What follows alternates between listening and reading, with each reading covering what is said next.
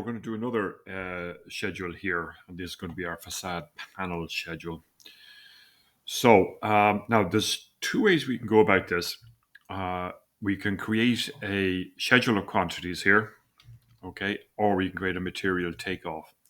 And one has slightly more advantages than the other. And to note what the difference is between those, let's have a little read of this here. There we go. So while a quantity schedule uses parameters based on the family type, right? A material takeoff schedule derives parameters based on the material type assigned to the families with their surface area.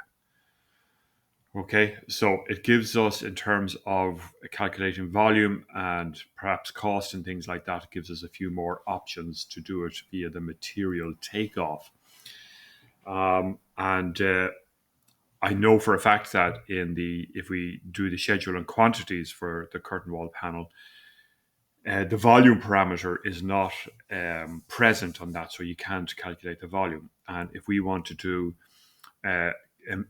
embodied carbon calculations in terms of the amount of concrete that's used throughout the whole project, including the precast panels, then we need a volume on those as well. So in this case, I'm going to use the material takeoff. And we're going down to the curtain panels. You can see them there. I'm going to go OK. So we want the area.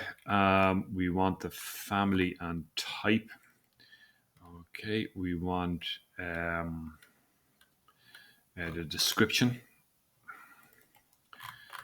Okay, what else? We want our assembly codes, assembly code and description and the volume. That's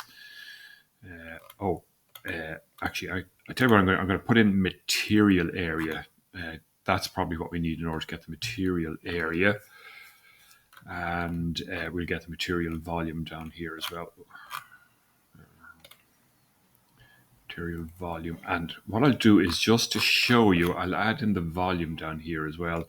Oh, it's not there. It's actually a material volume that we need. Type mark, yes, we definitely need that as well. So let's organize these. There's the type mark. Let's put the family on top. Type mark next. Area, I'll just move down to the bottom. I'm interested to see the comparison between the material area and the area here. This will probably come up blank, and this one will come up with data in it. Okay. Oh no, both the same. You can see that. Look. Okay. So we can go in here and we'll just delete area. Delete that one out. Right, now, as we did before with your construction notes and things, schedules are really, really, really handy in terms of organizing our data. And that's why I like them here. And here's our description coming in there. All right. So you can see we've got our panels with a type mark here. Now, let me just explain how I derived that panel type mark and the naming here. So when you create your panels, so you're going to create a family, a curtain wall family for your panel. It's important how you name it. All right. And I'm using the C panels. So if you remember, Pierce in his sketches has panel A, panel B, panel C, panel D. So mine is panel C. This is the one I've created for this project here. Now, it has taken me 6 versions, right, of panel C. So I've got 6 different types of panel C. So I've got that one, this one, that one across there. That's repeated. That's repeated. And I've got another 2 types around the place as well. All right. So it's taken me 6 panels in total of the C type, if you like. All right. So that's where I'm getting, this is it, my C3 type, my C2 type, my C1, and there's my C5 type, and here's my C6 type. Okay. So what I'm saying to you is that when you create your family panel, right, and you go to name it with your type mark in mind, okay, to distinguish each of the panels. You can go back in and change those if you've got this done already and you'd like to change those. You need to go back to the family, I think, and just change the name of the actual family. So panel C1, and then I'm giving it the type marker panel C1 here. All right, now we need a description for this in this case. So this will be a precast concrete panel with a triple glazed window unit.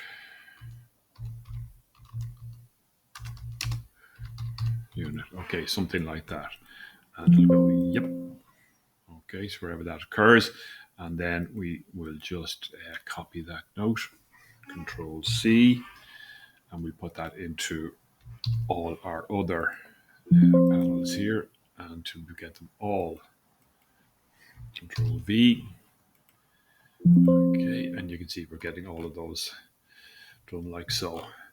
And now you can see that it is giving us an area and a volume here as well for that. Right, so we've got that. You can see that not only it's doing the glazing panels here as well. All right, we've got some. I'm not quite sure where those empty panels are, to be honest with you, but we could certainly find out. And we've got the solid panels here as well. I'm just going to go into those solid empty. I don't think that's quite correct. So they are the the solid panels I put around the on the ground floor around the shop area there. Okay, so what I'm going to do is I'm going to take this note here. Oh.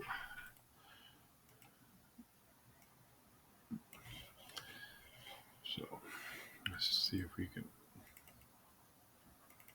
No, a bit of mess in here. Okay, Control C, and I'm going to stick that into here. Control V, right, and go yep. Except I'm going to do a little bit of change. So it's insulated solid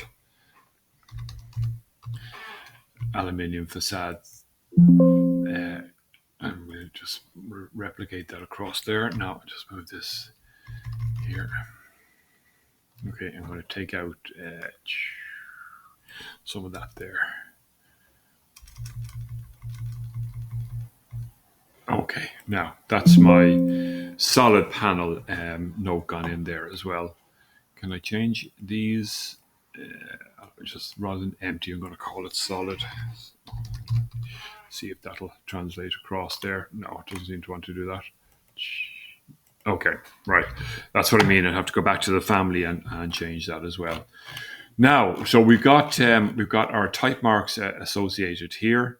I should actually put a type mark in here. So this would be solid.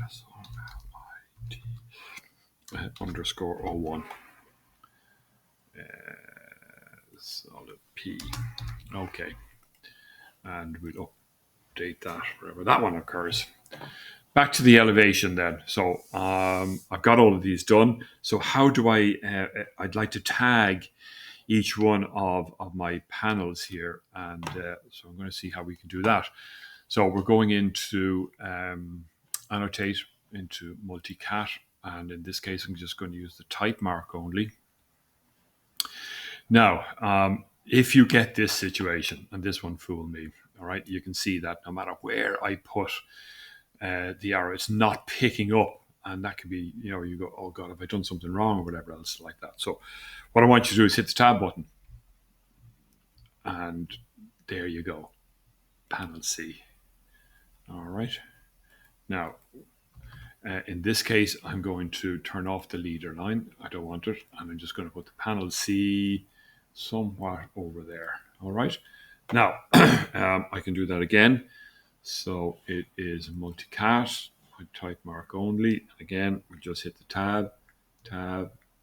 Okay. Actually, before I do that, the cat will just turn off the leader line straight away. And we will tab. Okay. And it's picking up the panel C there. Now you can tag each of these then as you go along. Let's see what happens here when I try it. Okay, so let's tag a solid P1. Okay, you notice that these are opaque, and sometimes opaque works, but I kind of like transparent as well. So you can start to pick up all of your different panels here. Let's see what this one is here. Annotate multi-cat. And again, tab until it comes up. Panel C. Okay. Now, so you can tag all of those panels the whole way across there. And if was that solid? Actually, that's not correct. That shouldn't be solid because that is glazed. The solid ones are these ones here. Okay. So I need to just go back and check that and do that. Now, so you've got your curtain panel created with volumes, with type marks, with descriptions there. Okay. And where do descriptions come into their own? Well, let's get into a section here and see what we're getting. Let's go over to here and we will go multi-cat and we will do construction and type mark and now tab. Okay, there it is. Okay, I don't know how or why it's come up with that huge list there. But we will go in and we will most certainly alter that list. Okay, so that has come in. Let's check the panels here. So let's pull this out here. Find that note and just cut it back down. It shouldn't have come in with all of those things. Okay, I'll have to find out where that actually is. Because that's not... Oh, here. Silly me. I'll go in here. Okay, so let's see if we can escape. Let's see if we can select this.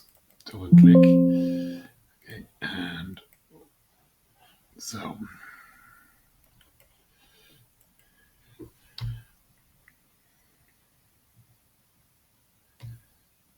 Now just take out the list. Okay. No. You value.